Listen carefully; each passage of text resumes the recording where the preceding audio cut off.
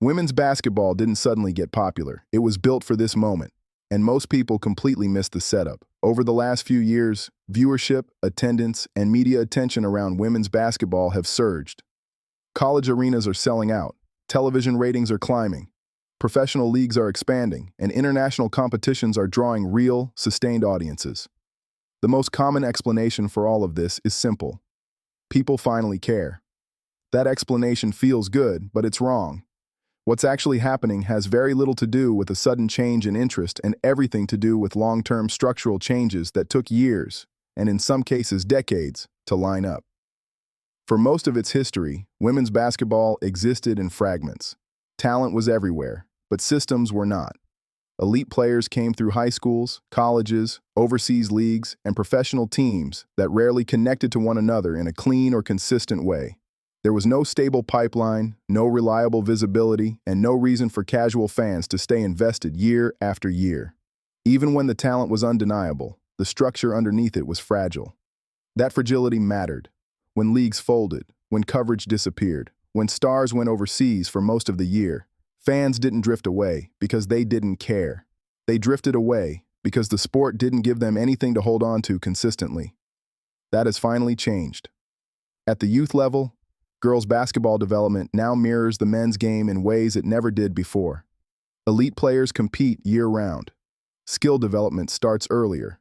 Coaching is more specialized. The level of competition is deeper, faster, and more physical long before players reach college. That matters because it raises the baseline of the entire sport. When the average player is better, the game itself becomes more watchable, more tactical, and more dynamic. At the college level, women's basketball has stopped being treated like a side project. Programs are no longer just development stops. They are full media products. Games are televised consistently. Rivalries are marketed instead of ignored. Players stay long enough for fans to actually recognize them, follow their growth, and build emotional investment over multiple seasons. That continuity is critical. For years, women's college basketball produced stars, but rarely produced narratives. Now, it produces both. And narratives are what turn good players into must-watch events. At the professional level, the stabilization of the WNBA has quietly changed everything. For a long time, the league existed in survival mode. Seasons felt disconnected. Teams reset constantly. Players moved in and out of visibility depending on overseas schedules, injuries, or financial realities. Even fans who wanted to follow closely struggled to keep up. That instability capped growth. Today, the league looks different. Players are staying longer. Stars are recognizable beyond one season.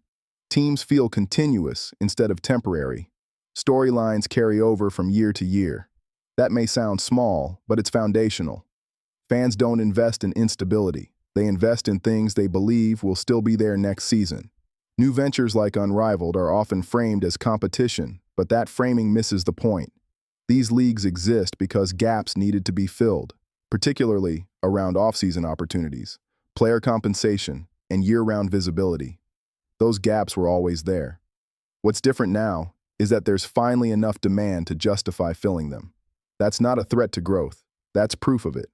The international game plays a huge role in this moment as well. For decades, many of the best players in the world went overseas out of necessity, not preference. They left to make a living, to stay sharp, and to compete at the highest level available. When they came back, they brought more than just experience.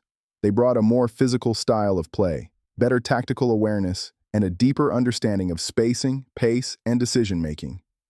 For years, that growth happened quietly, almost invisibly. Now it's impossible to miss. The quality of play across women's basketball has risen to a point where even casual viewers can see the difference. Games are faster without being sloppy, physical without being chaotic, tactical without being boring. That combination is rare in any sport. Here's the part most people overlook. None of this would matter without visibility. The biggest shift in women's basketball isn't talent, it's access. Games are easier to find, highlights circulate immediately, players speak directly to fans, coverage doesn't disappear for months at a time. The sport finally exists in the same media ecosystem as everything else people already follow. When development, quality, and visibility move in the same direction, growth stops being fragile. It becomes inevitable. This isn't about one superstar, one tournament, or one viral clip. Those moments amplify attention, but they don't create it. Attention only sticks when there's something solid underneath it. There's also an important misconception about audience demand. People assume interest has to come first, and structure follows. In reality, it works the other way around. Structure creates habits. Habits create audiences. For years, women's basketball asked fans to search for games, remember schedules, and reconnect every season. That friction quietly killed momentum. Today, that friction is gone. Games are easier to find. Seasons feel continuous. Coverage doesn't vanish. When fans don't have to work to stay engaged, they stay.